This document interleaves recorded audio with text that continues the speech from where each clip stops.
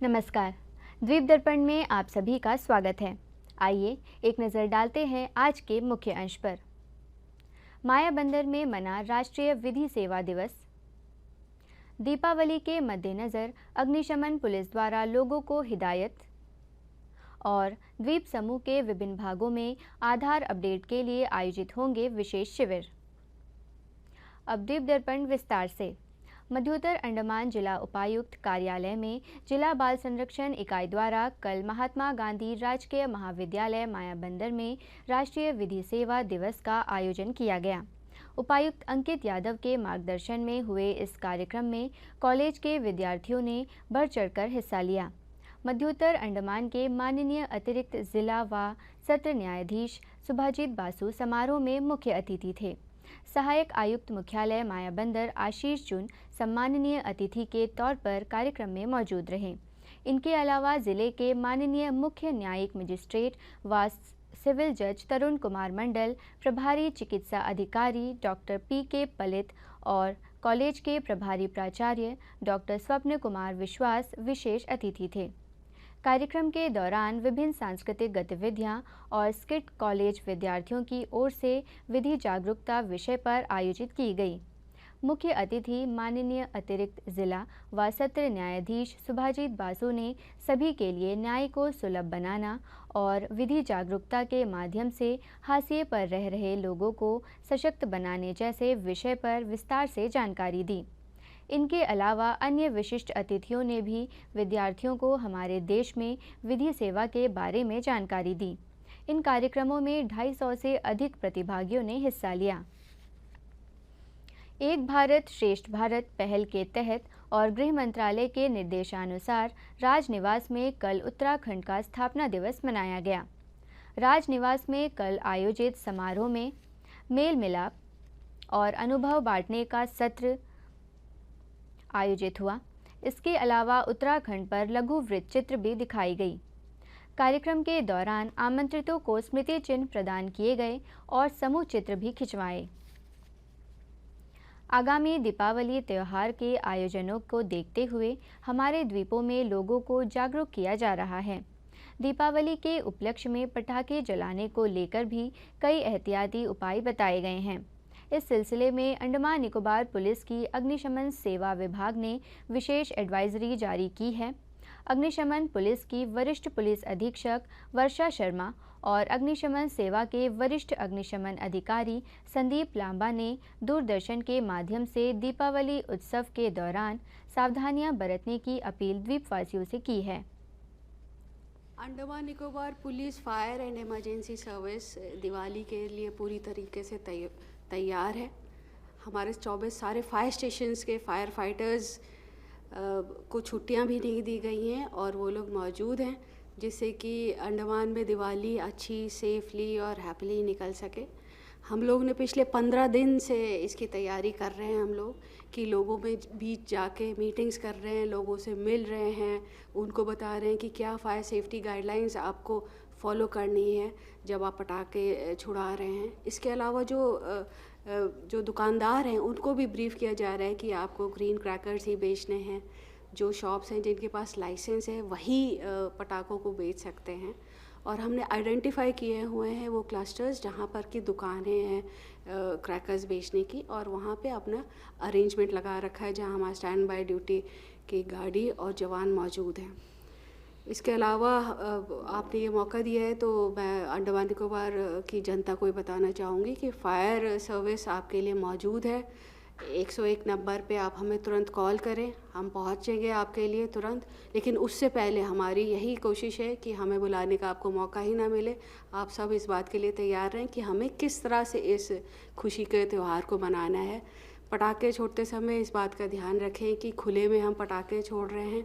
बच्चे जब पटाखे छोड़ रहे हैं तो उनको बताएं कि थोड़ा दूर से पटाखों को छोड़ें।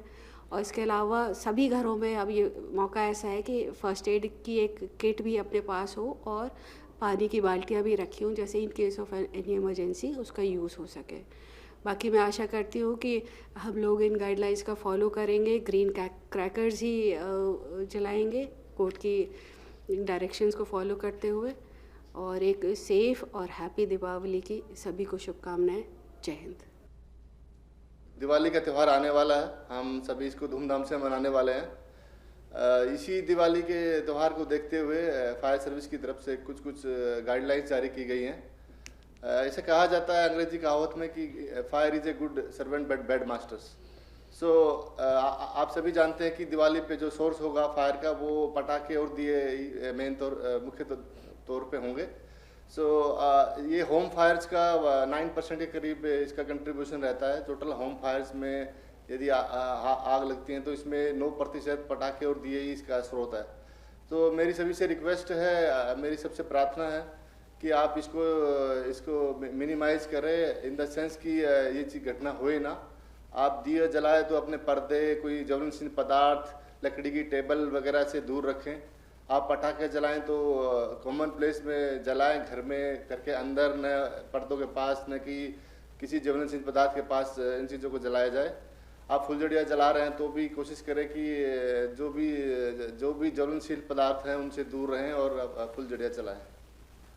और इसी आशा के साथ मैं आपसे रिक्वेस्ट करता हूं कि आप अपनी सावधानियां बरतेंगे। अंडमान निकोबार पुलिस की ओर से कल साइबर गुरुवर पहल के तहत पुलिस की ओर से उपयोग किए जा रहे विभिन्न कानून प्रवर्तन पोर्टलों से परिचित होने से संबंधित एक साइबर जागरूकता सत्र का आयोजन किया गया। यह सत्र पुलिस की ओर से हर गुरुवार को आयोजित किया जाता है। इस सत्र में पुलिस कांस्टेबल से लेकर पुलिस अधीक्षक स्तर तक के अधिकारियों ने भाग लिया। साइबर सेल में आयोजित सत्र में विभिन्न गतिविधियों को एक साथ लाया गया।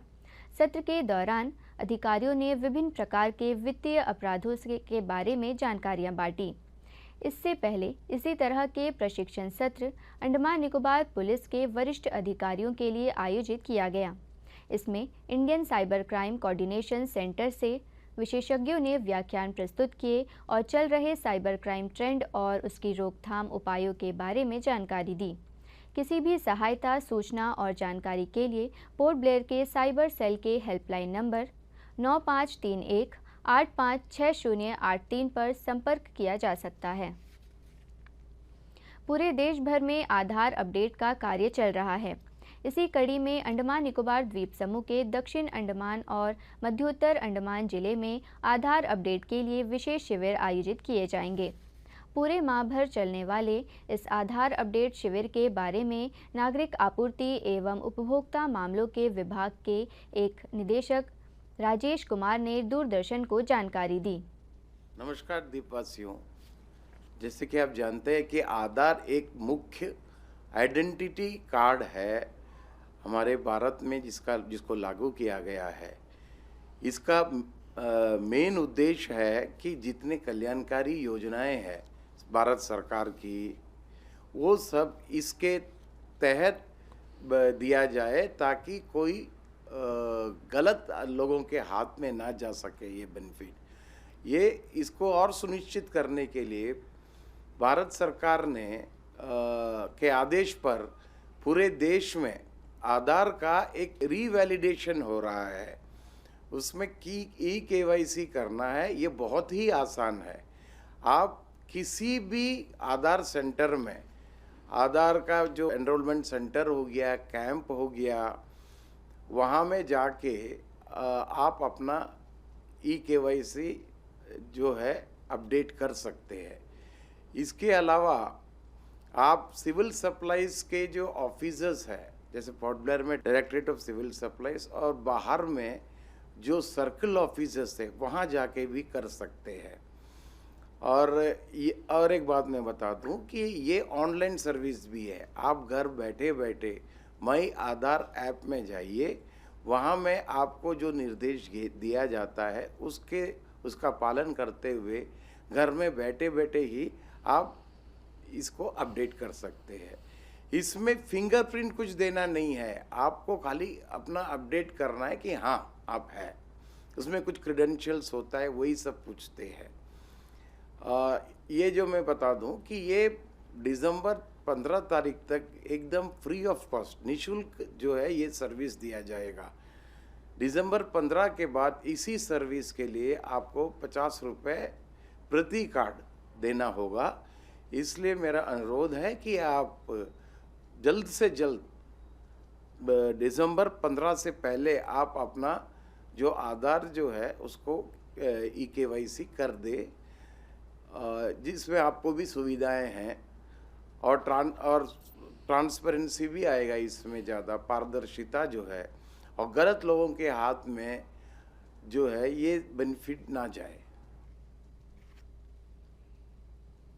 द्वीप दर्पण की अगली कड़ी इस अंतराल के बाद। द्वीप विकास और प्रशासन, इस कार्यक्रम में हम आपकी मुलाकात कराएंगे अनिडको की managing director Shrimati Nandini Paliwal IAS के साथ। आप जानेंगे अनिडको की विकासात्मक गतिविधियों के बारे में। नीति आयोग के द्वारा हमारे जो आइलैंड्स के एक समुचित विकास का एक प्लान लेखा जोखा तैयार किया गया था, और उसके अंतर्गत हमारे बहुत सारे टूरिज़्म हॉस्पिटैलिटी के और टूरिज़्म इंफ्रास्ट्रक्चर डेवलपमेंट के प्रोजेक्ट्स लिए गए हैं, जिसमें से प्रमुख हैं हमारा 11 आइलैंड प्रोजेक्ट, 4 आइलैंड प्रोजेक्ट। इन बड़े प्रोजेक्ट्स के अलावा हमारे छोटे छोटे बहुत सारे प्रोजेक्ट्स चल रहे हैं, जैसे बंडूर बीच का, स्वराज द्वीप के बीच, राधानगर बीच का जो हमारा वर्ल्ड फेमस बीच है, उनके सौंदर्यीकरण का और उनका जो बीच इंफ्रास्ट्रक्चर पे जो टूरिस्ट के लिए जो फैसिलिटीज़ होती हैं और जो सुविधाएं उपलब्ध कराई जानी हैं, उनके बहुत सारे कार्य चल रहे हैं। इसके अलावा नेताजी सुभाष चंद्र बोस मेमोरियल पर काम चल रहा है, और भी इसके साथ ही छोटे छोटे बहुत सारे हमारे टूरिज्म के प्रोजेक्ट्स चल रहे हैं। समय याद रखिए, सोमवार 13 तारीख को शाम 6 बजे।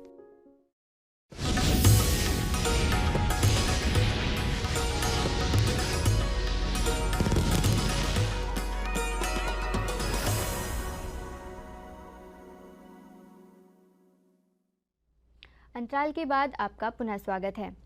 एड्स नियंत्रण और STD जागरूकता के लिए रेड रिबन क्लब गतिविधि के एक भाग के रूप में और एक स्किट कार्यक्रम डॉक्टर भीमराव अंबेडकर प्रौद्योगिकी संस्थान पोर्ट ब्लेयर में आयोजन किया गया। कार्यक्रम में अध्याय और मिशन ट्रांसमिशन का तरीका, एड्स से संबंधित मिथक और कॉलेजों में रेड रिबन क्लबों की भूमिका, एड्स रोगियों के प्रति समाज, नशीली दवाओं का नशा और एड्स की रोकथाम और नियंत्रण शामिल थे। इस जागरूकता कार्यक्रम में कॉलेज के विद्यार्थियों ने HIV, एड्स और उससे जुड़े विभिन्न पहलुओं पर लघु नाटिका के माध्यम से लोगों को जागरूक करने का प्रयास किया। स्किट कार्यक्रम के सूत्रधार AID नियंत्रण रेड रिबन क्लब के नोडल अधिकारी और संकाय प्रभारी अल्तमश मुस्तफ़ा थे। उन्होंने नशीली दवाओं के दुरुपयोग, STD और रोकथाम तकनीकों के संचरण के बारे में एक तकनीकी सत्र भी लिया। अंतर्द्वीपीय जलयान यात्रा संबंधी सूचना। MV रानीचंगा स्वराज द्वीप और लॉन्ग आइलैंड होते हुए रंगत की यात्रा पर कल सवेरे 6 बजे फिनिक्स पे जेटी से प्रस्थान करेगा और इसकी वापसी कल ही दोपहर 1 बजे उन्हीं रास्तों से होते हुए रंगत से पोर्ट ब्लेयर के लिए होगी।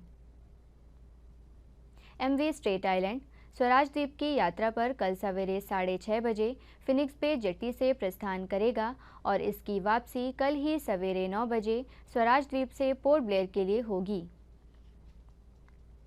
MV कछाल शहीद द्वीप की यात्रा पर कल सवेरे 6:30 बजे फिनिक्स पे जेटी से प्रस्थान करेगा और इसकी वापसी कल ही सवेरे 8:45 पर शहीद द्वीप से पोर्ट ब्लेयर के लिए होगी।